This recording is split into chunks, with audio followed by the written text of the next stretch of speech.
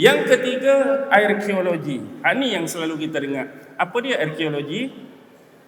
Arkeologi itu kita cari tapak-tapak untuk dieskavasikan. Kita nak eskavasi apa dia? Penggalian. Kita gali. Gali lubang ni, tuan-tuan. Ke tuan-tuan rasa boleh pakai gali je? Oh, aku ni nak melakukan eskavasi, bawa cangkul, bawa ni. Agak-agak nak pergi gali apa?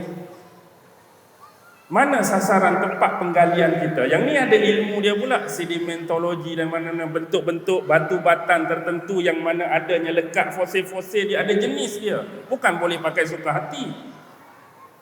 Bila gali, tapak arkeologi biasa yang ada 3 benda.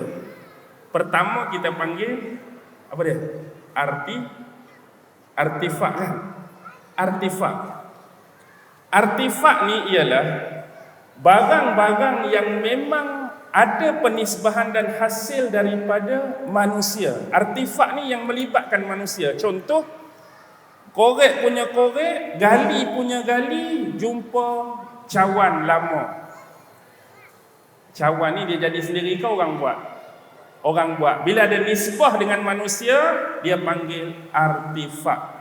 Jumpa periuk, artifak. Jumpa kapak, artifak. Jumpa mata lembing, artifak. Yang kita rasa benda tu dibuat oleh orang dan dia movable, senang dibawa. Maksudnya jumpa gelas, senang nak bawa pi lab, pi makmal untuk dikaji. Yang ni artifak. Yang kedua kita panggil ekofak. Yang kita kenal EcoSafe, tempat jual barang murah. Ekofak yang tak ada terlibat dengan orang, Ustaz. Maksudnya apa? Gali punya gali, jumpa tulang dinosaur. Hak bukan orang buat, hak memang alami dan Tuhan buat. Oh, tulang dinosaur. Ni tak boleh panggil artifak, ni ekofak. Gali, jumpa apa dia? Jumpa kuku rimau. Bukan manusia buat lah. Tu ekofak. Hak jenis bukan manusia, itu adalah ekofak. Dan dia juga senang dibawa. Satu lagi yang ramai orang terlupa dan ramai orang jarang bicarakan ialah fiter. Apa dia fiter? F-I-T-U-R.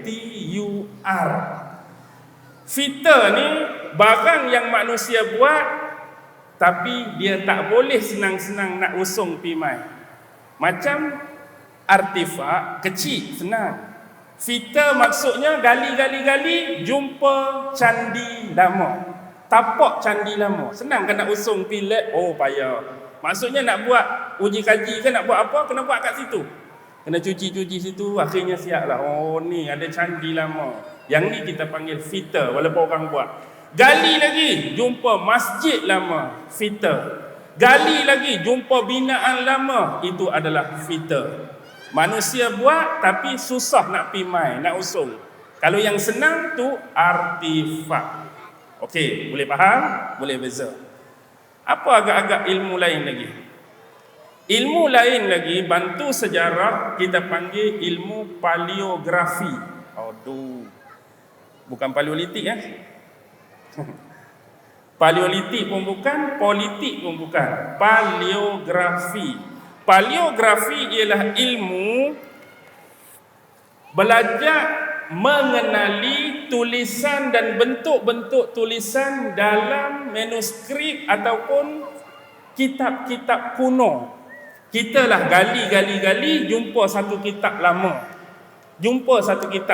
Ataupun manuskrip lama, tulisan tak faham.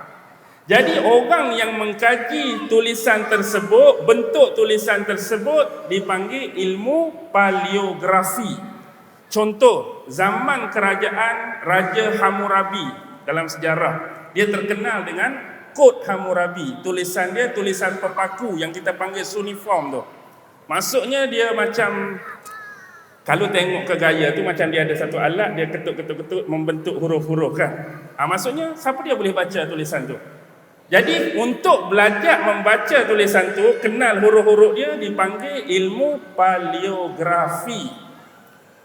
Ada lagi tulisan hieroglif di dinding-dinding di Mesir. Mesir ni payah tuan-tuan. Sebab Mesir ni dia ada banyak gabungan. Contoh Mesir ni dia panggil logografi. Logografi sebab tulisan dia ada lambang jenis binatang-binatang tertentu, dia campur alfabet. Logografi campur alfabet, dia jadi apa dia? Hieroglif. Yang terkenal di Mesir ialah hieroglif kursif. Hieroglif kursif ni contoh dia banyak main dengan ideogram. Oh sudah. Kilogram pun tak berapa ingat, ideogram pula. Ideogram macam ni. Contoh dia nak melambangkan matahari. Biasa dia guna bentuk macam piring. Dia lukis macam piring tu matahari.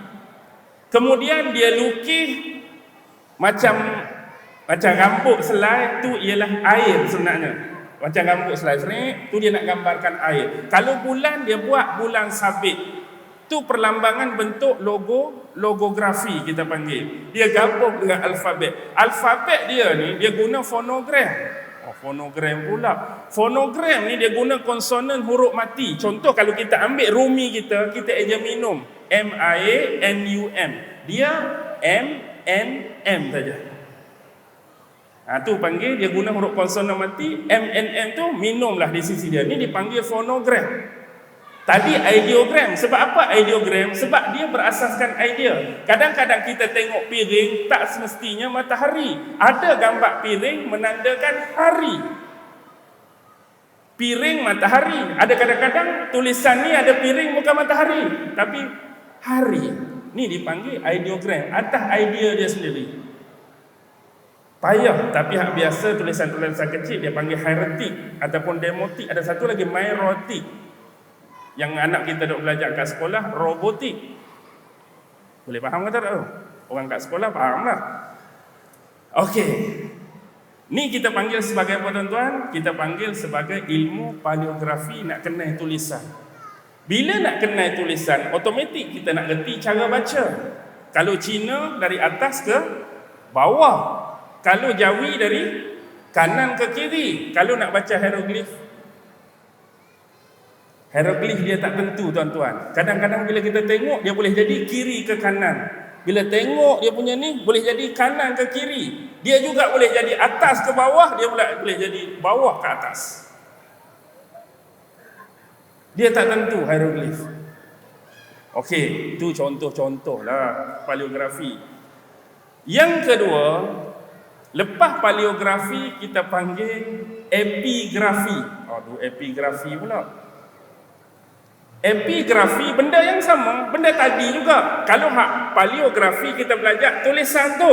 Epigrafi tulisan tadi ditulis atas apa? Saya jumpa tulisan pelik ustaz. Atas apa tulisan tu? Atas kertas lama. Kertas tu hak kita nak cara, bukan tulisan tadi paleografi. Benda hak ditulis atas tu epigrafi. Kadang-kadang kita jumpa tulis atas apa? Pelepah tamar. Kadang-kadang jumpa tulis atas apa? Tulang unta. Kadang-kadang jumpa tulis atas apa? Daun papirus. Tempat yang ditulis tu perbahasan ilmu epigrafi. Tapi orang yang merangkumi dua ni, kalau kita tengok cerita yang Tom Hanks berlakon tu pada karya Dan Brown tu, Da Vinci Code. Yang perempuan tu dia panggil ahli apa? Kriptologi.